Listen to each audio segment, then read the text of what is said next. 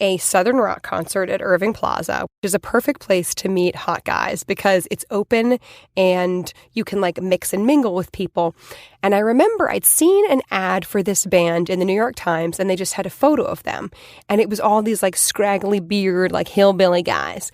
And I was like, oh man, I feel like this audience is going to be my type of dudes. Because I tend to like guys who look like they could like murder a bear with their bare hands, like, fresh off the mountain, like for a girl who lives in New York City, I like guys who I do not ever find here in the city. And so that night I dragged my friend Amy to this concert. And sure enough, oh my God, it was like shooting fish in a barrel of my type of dude. Oh, like so many dudes with like ponytails in like camo shirts, cowboy boots, like perfect. And so Amy and I sort of found a spot to hang out, and I noted this guy who was standing near us, and he had on a Peterbilt Trucks hat, and some like a little bit of hair coming from underneath the hat, and a real tree pattern shirt, which is like a hunting shirt, and jeans and cowboy boots, and he looked like a mountain man, and I definitely like took notice of him. And I was wearing just, corduroy pants, cowboy boots, a jean denim shirt, like pearl snap, and, big blonde hair, which is my thing. And so we were standing near him, and he went away for a moment and then came back and couldn't seem to find his friend. And I saw him and caught his eye and sort of motioned next to me that his friend was there. And so he, ended up standing near me, and my friend and I were dancing to the band. And I finally muster up some courage, and I turn around, and I'm like, I like your shirt. I had a moment of like, oh, I hope he doesn't think that I'm some New York City girl making fun of his shirt, because I'm not. I genuinely think that's a cool shirt. And he was very handsome and had these really sweet eyes.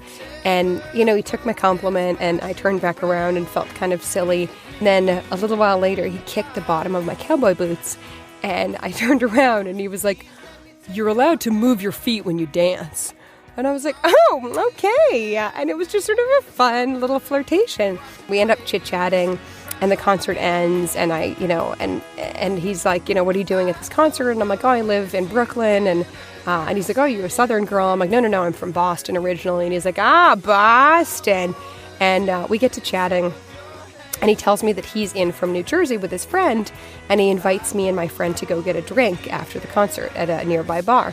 So my friend and I have to go get my jacket out of the coat shack, and I'm like, sure, okay. Amy and I go to get my jacket, and Ryan and his friend go to this bar, and apparently on their way over, they made a bet. And his buddy said, that blonde chick's not showing up. I guarantee you she's not coming. And so Ryan's like, we'll see. When I walk into the bar, I am greeted with thunderous applause, which was really lovely to walk into a bar, too. And then Ryan and I start chatting. He buys me a Stella. And sort of out of nowhere, he asks me, what's my favorite hockey team? And I'm like, I don't know, the Bruins, I guess. I'm from Boston, And he's like, oh, okay, yeah, they're pretty good. And I'm like, why? And he's like, oh, I used to play pro hockey.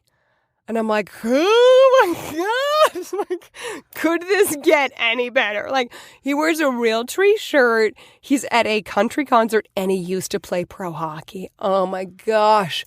And so we start talking about hockey, and I don't even know that much, but I went to a college where hockey was pretty big, and so I'm a little bit, not starstruck, but I'm pretty impressed by this. And he starts telling me that, yeah, he played for, these low-level teams, like not the NHL, but leagues underneath that. And then I'm like, oh my gosh, that's so neat. What position did you play? And he's like, oh, well, I was an enforcer. I was a goon. And he's like, do you know what that is? And I think I do, but he explains it, and it's just a fighter. It's a guy who, and in no sport is there a position like this. It's a person who does have hockey skills. Like, they certainly can play hockey, but they're really brought in just to, like, fight and really just to scare the opposing team. So, yeah, he's like, yeah, I used to be a goon and, just fight and stuff. And I was like, oh my God, this is so friggin' hot. So we exchange phone numbers, and we are, get in touch the next day. He calls me, and we start a really lovely, time of getting to know each other. And I had made all these assumptions about him. I assumed he was my age, in his 30s. And I assumed, he lived in New Jersey, not that far out. And we begin speaking by phone at night before bed, which I hadn't talked to a guy on the phone before bed since, high school. And I come to learn a lot about him, which is that the guy who I assumed was in his 30s and from nearby the city is 24, and he's from an hour and a half outside of the city, and he's living in his parents' trailer in like southern Jersey, and his fighting days are over, and he got a job as a truck driver, just doing like local truck driving, not like long haul stuff. And for as much as we're so different, we have these great conversations. And, and I tell him sort of the truth about me, which I usually don't lead with, which is, like I'm a book editor by day, but a storyteller and a stand-up at night. And and at that point I had a book that was about to come out. And so I'm gearing up for my book launch. And we discover some like commonality in our two worlds. We talked a lot about gun control, and I am terrified of guns. My dad's sister was murdered with a gun, and that is my only knowledge of guns, really. And I find them to be miniature murder machines. And he has a lot of guns that he owns. He's really into hunting. He hunts deer and then will cure them and use everything. I mean, it's such a different world. And we have really good conversations and just spirited debates about it. And we're both willing to hear each other out. And there are these, things called like kill tapes where people just show their like greatest hits of like killing deer, and they go up into a tree and they paint their face and how it's a lot of how much money you have to make a really good tape. And I'm like, it's a lot like stand-up, I mean, so much of it is just like, do you have a lot of money to make a good tape, to make it look like you have a lot of things going on? And it's just sort of funny how we draw these connections. He opens up my eyes to a lot of things, and I think I introduced him to a lot of things.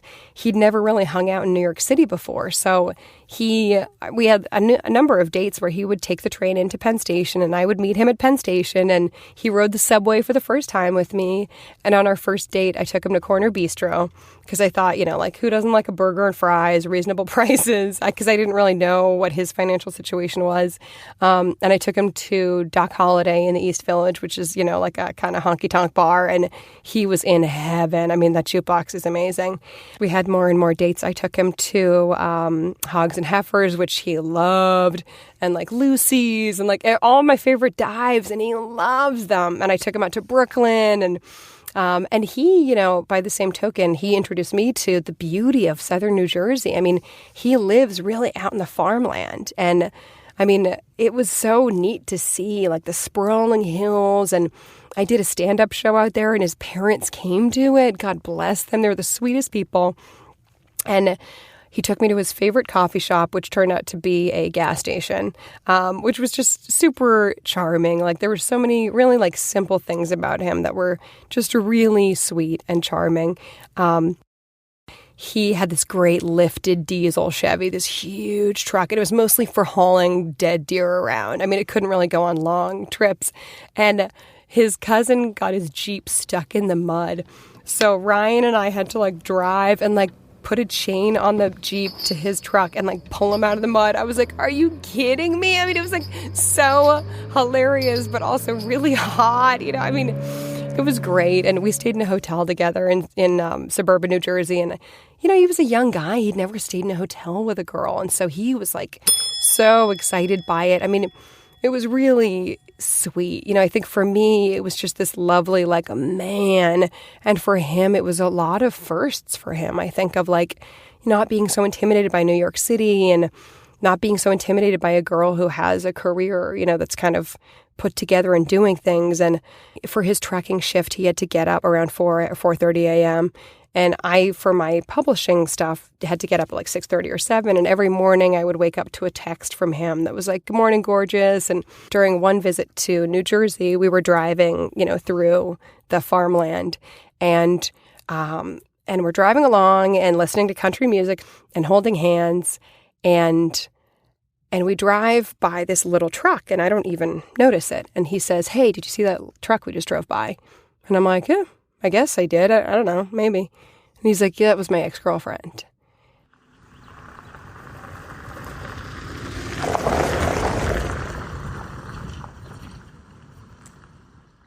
He's from a small town, and he told me about his ex-girlfriend, and my heart just broke for her, to be like driving around your small town and you see your ex-boyfriend's truck and you know it's him. And there's some blonde chick riding shotgun and you don't know who she is. And that sucks. And my heart went out to her in a way that I think was pretty stunning to him and surprising. I was always waiting for the other shoe to drop, and it was so much fun, but I knew, like, I'm bullshitting my way through this. This is not me. He's too young to know that I don't know what I'm doing and that I don't believe this, and I don't believe I deserve this. I wanted to act like I knew how to do this thing. And I wanted to act like, of course, guys like me. So what? This is fun. Like, I'm never the girl in the truck. I am always the sad, heartbroken girl driving by alone. And I felt like such sort of an imposter being the girl in the truck for a minute and sitting there in this position of privilege. And I didn't even know what to do with it. I was a super ugly duckling. I had 2 older sisters who were beautiful, and I looked nothing like them.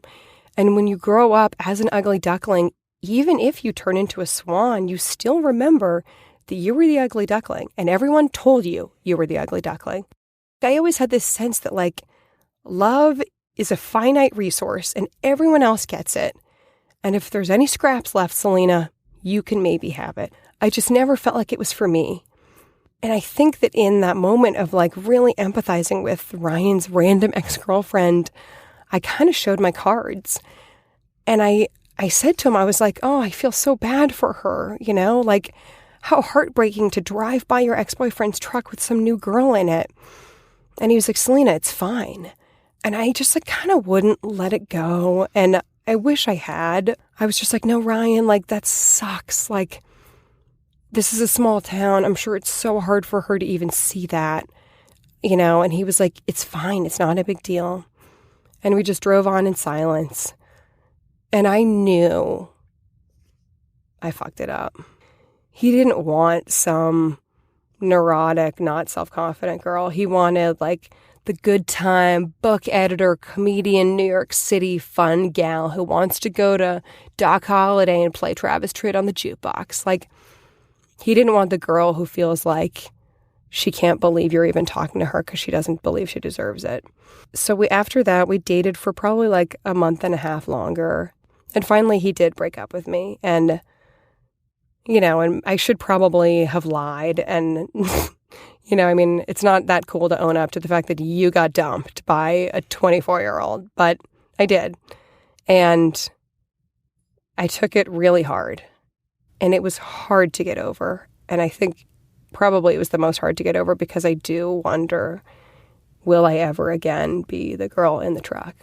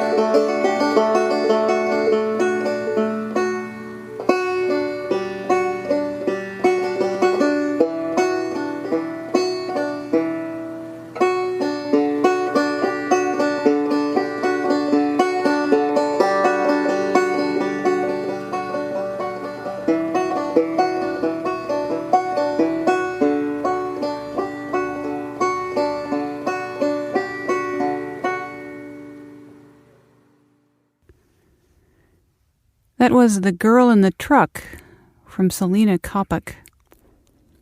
Selena is a talent trifecta. someone who's equally strong as a writer, as a stand-up, and as a storyteller. Selena performs often in and around New York City, and if you're like me and you have trouble getting as far as your couch sometimes, you can also enjoy her funny feminist tweets on Twitter. And there's a lot more information about Selena on the podcast show page. This has been Modern Stories Mix, episode 11, and I'm your host, Julie Threlkeld. Let's see, this is going to be a long outro, so buckle up. I'll be doing more festival coverage for Solo Week in December, although this time around it's going to be more of a DIY effort due to time constraints. So the people who are in the festival will be submitting answers to my litany of questions via audio response or email response, and those will go up as podcasts and posts and things, and I'll promote those, and hopefully so will they. And I think I'm also going to be on a panel that's opening the festival on the past, present, and future state of long-form storytelling. So that'll be fun. That sounded really sarcastic. It will be fun. It's going to be fun. Let's see, other news. I have been pouring a lot of effort into further improvements to the New York City storytelling calendar on modernstories.com/calendar. I invested in additional WordPress plugins and have now figured out a way to more easily pull in events from Facebook. So there's a lot more stuff on the calendar now because it's a lot easier for me to get that stuff into the calendar. And it doesn't stop there. In addition to having a more comprehensive storytelling calendar, you can now subscribe to calendar posts. I can barely say it. I'm so excited. You can subscribe via RSS. But even better, if you're not an RSS person, you can subscribe to something new called the Modern Stories Feed Bag. And this is a email that goes out automatically, not every day, but every day that there's more new stuff that's gone up on the website, namely events. Although I should slow down. This is an email. It's basically an output of several different RSS feeds, but it collects all of the new posts on the site. Most of them will be new events, but if there are new podcast episodes or new posts, such as interviews with Solo Week storytellers, they will all arrive in a consolidated, why am I blanking on the word? Daily digest in your email inbox at about 6 o'clock in the morning. Go to the website, modernstories.com, and look for the blue box that comes up when you scroll down the page, and that will allow you to subscribe to the feed bag. And I'm currently trying to figure out what to do with my list of Modern Stories subscribers, because I have also retired the newsletter, Modern Stories Stuff, because I don't have time to put it out, and the feedback kind of serves the purpose that was the reason behind why I started the newsletter in the first place. So I'm probably going to, if you belong to the Modern Stories list, I will probably send out an email or something to you to let you know that the feedback is now where it's at. I just need to find time. I've been very busy. I would also like to take this opportunity to thank the people who have contributed to keeping the calendar going. I had 5 generous contributors this month in October, and I would like to thank them all individually. First of all, I'd like to thank Lori Baird, host of Talk Therapy and good friend of mine. And she was actually one of the first contributors to the calendar quite a few months ago, but she contributed again. And I'd also like to thank another great friend of mine, Julie Polk, the inaugural storyteller on Modern Stories Mix, episode 1. And who else? Jude Treater-Wolf, who has the distinction of having the first Long Island storytelling show to appear on the calendar. I'm trying to shed my perfectionistic ways, and so it's a mark of progress that I'm not going to edit this mess of an outro. Jude Treater Wolf has a show on Long Island called Mostly True Things. And she's also the aunt of a friend, I found out. A friend of mine went to go see a show up here in Westchester called Pros of Pie, and it's a long story, and it's not very interesting, but anyway, all I'm trying to say is we're all connected. We are all one.